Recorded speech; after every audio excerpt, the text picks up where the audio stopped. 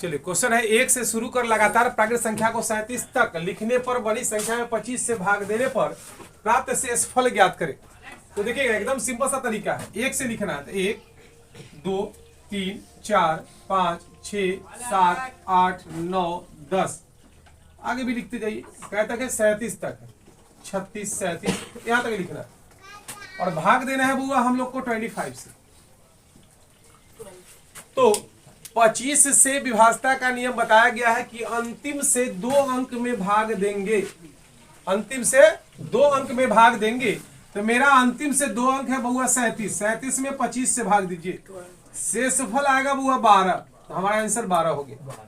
चलिए नोट कीजिएगा इसको, आंसर 12। चलिए क्वेश्चन है, एक से शुरू कर लगातार प्राकृत संख्या को 87 तक लिखने पर बड़ी संख्या में 9 से भाग देने पर प्राप्त शेषफल ज्ञात करें। तो देखिएगा बुआ 87 तक लिखना है, 1 2 3 4 5 6 7 ... 87।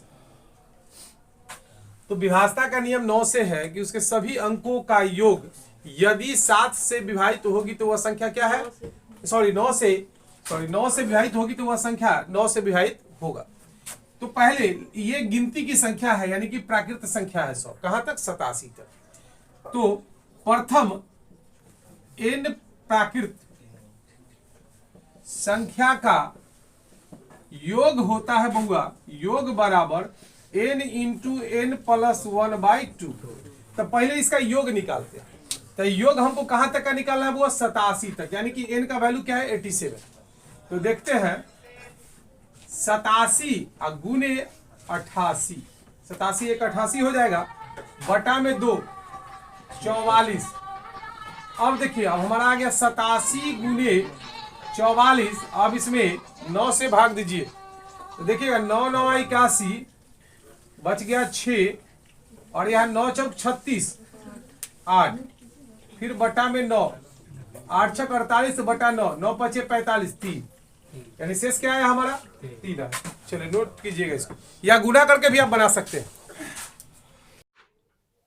क्वेश्चन है 1 2 3 4 5 6 7 8 9 10 11 12 ... 48 49 8 से विभाजित होगी। 8 से विभाजित करने पर वह उसका शेषफल क्या होगा। तो 8 से विभाजता का नियम आप लोग पढ़ाए हैं कि अंतिम से कै गो अंक चेक करेंगे बुआ, 3 गो अंक।